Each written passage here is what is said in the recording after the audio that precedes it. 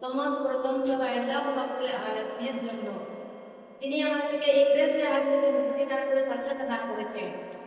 তাই যে মহান রব্বুল আলামিনের শুকরিয়া আদায় করি আলহামদুলিল্লাহ। তারপরে আমরা ওনার নবী আহমদ মুস্তাফা মুহাম্মদ মুস্তাফা প্রতি শত কোটি দরুদ ও সালাম বলি বলি আল্লাহুম্মা আমিন সাল্লাল্লাহু আলাইহি ওয়াসাল্লাম। আমার প্রিয় শিক্ষিকা এবং বোনেরা, সালাম ও শ্রদ্ধা জানাই। আজ আমার আলোচ্য বিষয় হলো ভারতের স্বাধীনতা সংগ্রামে ওলামাদের অবদান। কেননা আজ আমাদের দেশের স্কুল, কলেজ, ইউনিভার্সিটির ছাত্র শিক্ষককে যদি প্রশ্ন করা হয় যে ভারতবর্ষকে স্বাধীন করার জন্য তাদের অবদান হয়েছে, তাদের ত্যাগ ও আত্মবলিদানে এই ভারতবর্ষ স্বাধীন হয়েছে, সকলে বলে উঠবেন বিনয়, বাদল, দীনেশ, ক্ষুদিরাম, সুভাষচন্দ্র বসু, আতঙ্কিনী হাজেরা, এদের অবদানে এই ভারতবর্ষ স্বাধীন হয়েছে। কোনো আলেমের নাম শুনতে পাওয়া যাবে না, কোনো মুসলমান ভাইয়ের নাম শুনতে পাওয়া যাবে না। তাই প্রকৃতি ইতিহাস পেতে তথ্য আলোচনা করলে বুঝতে পারবেন যে ভারতবর্ষকে স্বাধীন করার জন্য তাদের অবদান সব থেকে বেশি রয়েছে। আমার প্রিয় শিক্ষিকা এবং বোনেরা, আমরা সকলেই জানি আজ থেকে 78 বছর পূর্বে এই ভারতবর্ষ ছিল অত্যাচারী জালিম শাসকের অধীনে। ইস্ট ইন্ডিয়া কোম্পানির সময়ে ব্যবসার অনুমতি নিয়ে এই ভারতবর্ষে ছিল, কিন্তু তাদের উদ্দেশ্য ব্যবসা করা নিয়ে ছিল না, বরং তাদের উদ্দেশ্য ছিল এই ভারতবর্ষের মাল, টাকা পয়সা সব কিছু নিয়ে নিজের দেশে নিয়ে যাওয়া। সুতরাং তারা নিজের উদ্দেশ্য থেকে অগ্রসর হতে শুরু করলো। বন্ধুগণ, কেমন ভাবে দেখুন, 1601 খ্রিস্টাব্দে ইংরেজ সম্রাট ব্যবসা করার অনুমতি নিয়ে এই ভারতবর্ষে এসেছিল। শেষ হয়ে ভারতবর্ষের সম্রাট ছিল সম্রাট জাহাঙ্গীর। বাদশাহদের মনোভাব বুঝতে না পারে তাদেরকে ব্যবসা করার অনুমতি দিয়েছিলেন এবং তাদের উদ্দেশ্য নানান কিলোমিটার জমি এক একটা ইংরেজ গভর্নমেন্ট ন্যস্ত করে দিয়েছিলেন।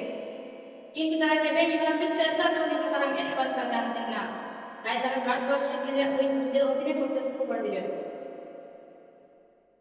এবং তারা ভারতবর্ষে নিজের অধীনে শুরু করলেন এবং 1717 খ্রিস্টাব্দে মাইসুর নামক জায়গাকে আয়ত্ত করল এবং 1717 খ্রিস্টাব্দে পরাশরের মধ্যে নাম সাজউদ্দৌলাকে পরাজয় করে সাম্রাজ্য বাহিনীর অধিক শত্রু অধিকারী হয়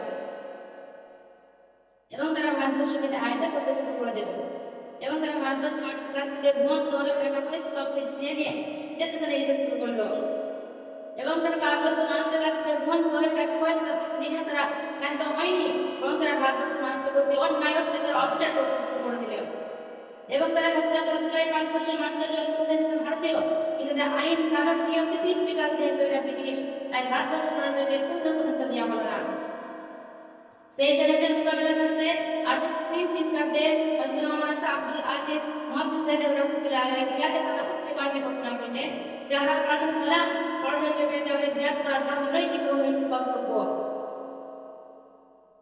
এবং তারপরে সাম্রাজ্যবাদী যুদ্ধ শুরু হয়ে যায় এবং 1843 খ্রিস্টাব্দে পাঞ্জাবের বালাকোটে রক্তক্ষয়ী যুদ্ধ শুরু হয়। সেই যুদ্ধের মধ্যে হাজার হাজার আলিম উলামা মুসলমান দেশের জন্য নিজের প্রাণ বিসর্জন দিয়েছিল।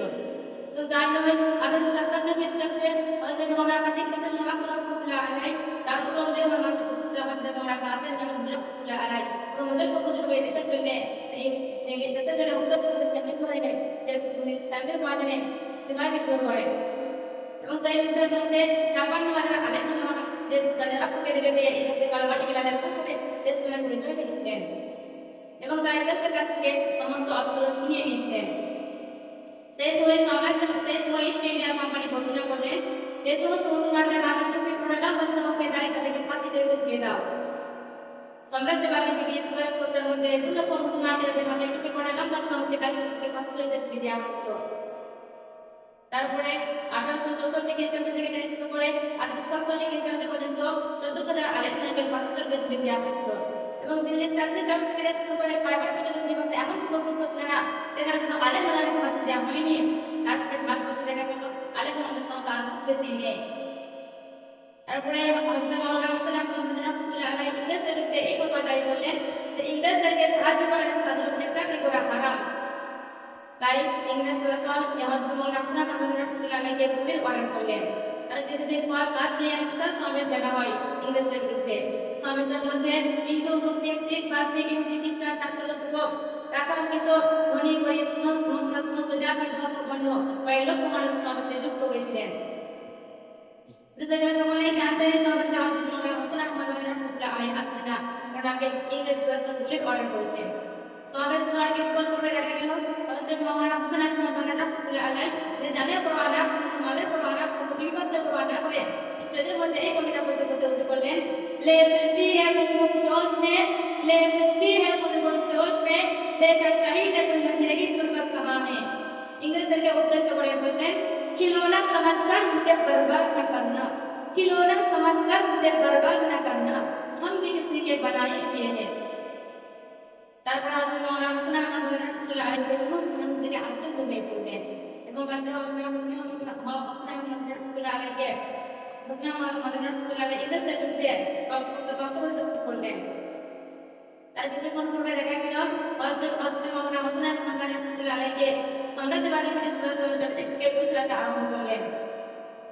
কিন্তু আধুনিক অশেষ কারিশমা একটা গুলিও হযরত মাওলানা হোসেন আহমদ রহমাতুল্লাহ আলাইহি স্পর্শ করতে পারবে না। তাই সাম্রাজ্যবাদী ব্রিটিশ হযরত মাওলানা হোসেন আহমদ গুলিতে কাঁপতে অঞ্চলবাদীকে বন্দী করেন। প্রিয় বন্ধুগণ, 1947 খ্রিস্টাব্দের 15 আগস্টে ভারতের সমস্ত জাতি, ধর্ম, বর্ণ, সমস্ত মানুষের বিরুদ্ধে তাদের রক্তকে বিরুদ্ধে দেশে কালো মাটিকে লালপে সাম্রাজ্যবাদী ব্রিটিশকে বিতাড়িত করে এই দেশকে স্বাধীন করেছিল।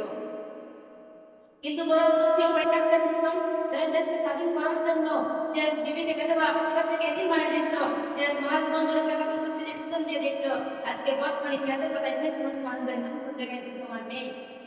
তাই সমস্ত ইতিহাস থেকে বলতে চাই, তাই ভারতবর্ষকে স্বাধীন যারা এই সত্য ইতিহাসকে চেপে রেখেছে, সত্য ইতিহাসকে কোনদিন তার